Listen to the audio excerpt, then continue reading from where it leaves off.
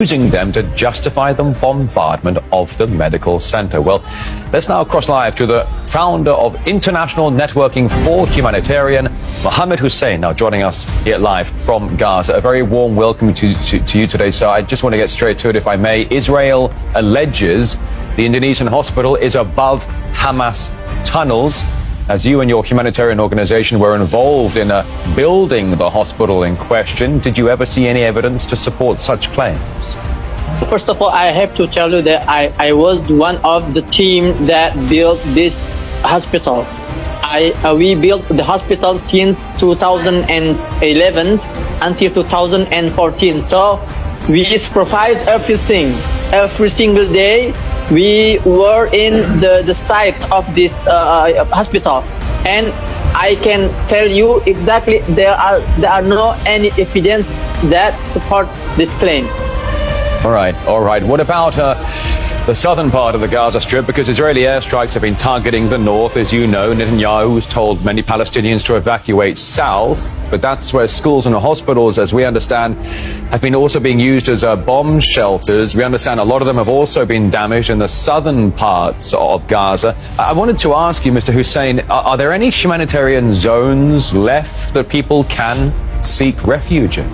No. There isn't such, you called it a humanitarian zone. No, there is not safe place at all.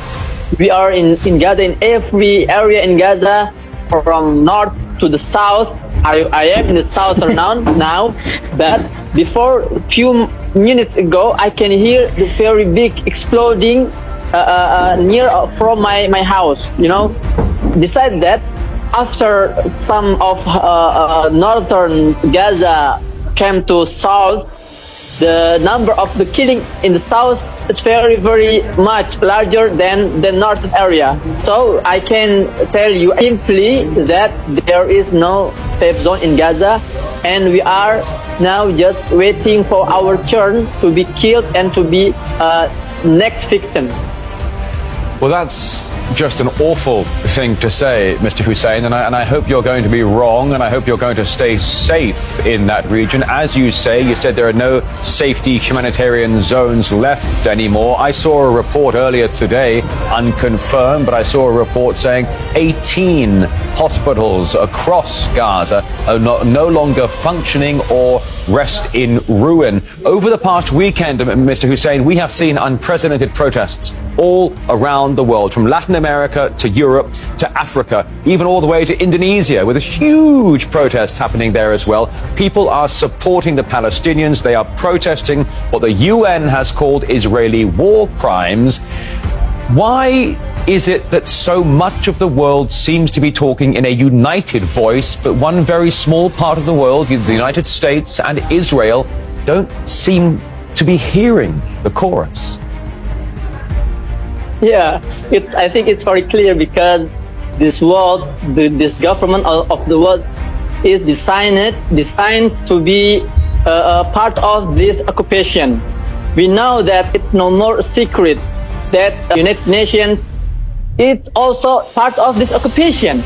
America with his veto also part of this occupation. So we don't have to feel strange when we find this reality that no country can do what they want, because actually we can say that Gaza is the only area that's free from this occupation.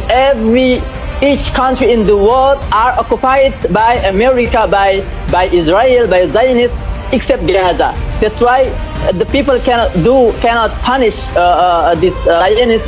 They cannot stop this bombing, because Israel maybe feels that they are above everything. No one can touch me, so I can do what I want. We are very sorry to hear that, but that is the fact today. I appreciate you saying that, Mr. Hussein, because it's a very strong comment to say on international television, but we're very grateful to have you here spending your time with us. I wanted to ask you, if you go online right now to some of the American press and some of the British press, you know what they do? They post pictures of Gaza in ruin, and then they have a headline saying Israelis suffering. Or they post a picture of Palestinians digging their loved ones out of the rubble of destroyed buildings, and it says Israelis rescuing their loved ones. I don't understand why they're showing a picture of devastated Palestine and then with a headline, Israelis are suffering. Why? Where is objective journalism today, Mr. Hussein? Why are the European and American press sources, agencies, playing this kind of game with the narrative?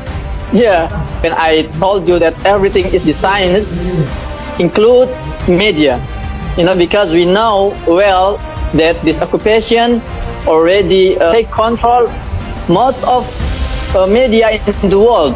They pay them and they use them to spread this propaganda, and they try to mislead each of us in this world with this, classic narrative, classic word, classic title.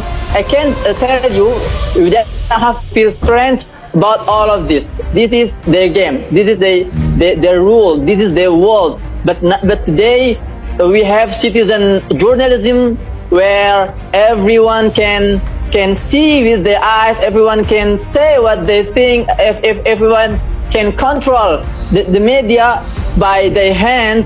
So I think this paper power start to control this media, despite those media that were ruled by Western country. Meantime, numerous rolling blackouts across Gaza, no internet connections as well across many areas on a daily basis. So it's difficult to get the information out as to exactly what is happening so that people don't have to just trust the mainstream narrative. A founder of International Networking for Humanitarian, Mohammed Hussein. What an enlightening conversation. Very refreshing. Thank you for joining us here.